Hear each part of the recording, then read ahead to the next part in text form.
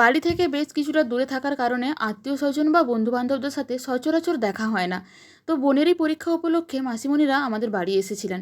আর সেই সুবাদে আমি ওদেরকে ফ্রায়েড রাইস আর বাটার পনির করে খাওয়ালাম। তো আজকে সেই ফ্রায়েড রাইসেরই রেসিপিটা সবার সাথে শেয়ার করে নেব। তো প্রথমেই আমি বিনসগুলোকে কেটে নিলাম, এরপর গাজরেরও খোসাটা ছাড়িয়ে আমি গাজরটাকেও কেটে নেব। সবজিগুলো মোটামুটি একই সাইজের কাটতে পারলে খুব ভালো হয়, তাতে করে দেখতেও বেশ ভালো লাগে আর ওই সেদ্ধ হওয়ার ব্যাপারটাও ঠিকঠাক থাকে। যাই হোক, আমার গাজরটা কাটা হয়ে গেছে। এরপর আমি কেটে নেব বেল পেপারগুলো। তো এখানে আমি হলুদ আর লাল রঙের বেল পেপার ইউজ করেছি।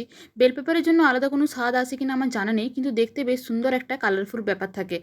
আর কি জানি, আমার যেন মনে হয় একটা ডিফারেন্ট স্বাদও লাগে। যাই হোক, আমি বেল পেপারগুলো কেটে নিয়েছি। এখানে আমার সমস্ত সবজি কাটা হয়ে গেছে।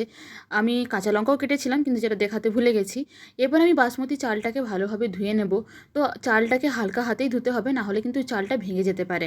এরপর আমি একটা পাত্রে জল গরম করতে দিয়ে দেব, আর ওতে পরিমাণ মতো লবণ, তেজপাতা, গোটা গরম মশলা কয়েকটা দিয়ে আমি অল্প তেল দিয়ে চালটাকে সেদ্ধ হতে দেব।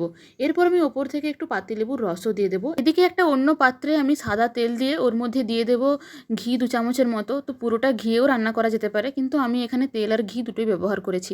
এরপর তেজপাতা আর ওই শুকনো গোটা গরম মশলাগুলো দিয়ে দিলাম।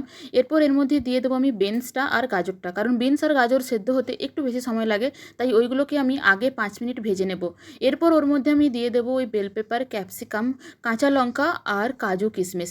এবার আমি কিন্তু গ্যাসের ফ্লেমটাকে হাই রাখবো, তাহলে কিন্তু বেশ ভালো একটা ফ্লেভার আছে। যাই হোক, এদিকে আমি সবজিগুলো ভেজে নিচ্ছি, আর ওইদিকে আমার ভাতটাও প্রায় রেডি হয়ে গেছে। ভাতটাও আমি জল ঝারিয়ে শুকনো হতে দিয়ে দিলাম কিছুক্ষণ। ততক্ষণে আমার সবজিগুলো ঠিকমতো ভাজা হয়ে গেছে। এবার আমি ওই পুরো ভাতটা এই সবজির মধ্যে মিশিয়ে দেবো। এখানে কিন্তু একটা বিষয় লক্ষ্য রাখতে হবে, ভাতটা কিন্তু পুরোপুরি সেদ্ধ হওয়া চলবে না, 70% থেকে 80% যেন সেদ্ধ হয়। তো এরপর আমি দিয়ে দিলাম কিছুটা পরিমাণ গোলমরিচের গুঁড়ো, দিয়ে দিলাম গরম মশলা, আর দিয়ে দিলাম চিনির গুঁড়ো। এখানে এই চিনির পরিমাণটা যে যেরকম মিষ্টি পছন্দ করে সেই অনুযায়ী দিলেই হবে। আর চিনির গুঁড়োর পরিবর্তে নর্মাল চিনিও ব্যবহার করা যেতে পারে। তো এরপর 5 থেকে 10 মিনিট সমস্ত কিছু ভালোভাবে মিশিয়ে নিলেই তৈরি হয়ে যাবে ফ্রায়েড রাইস।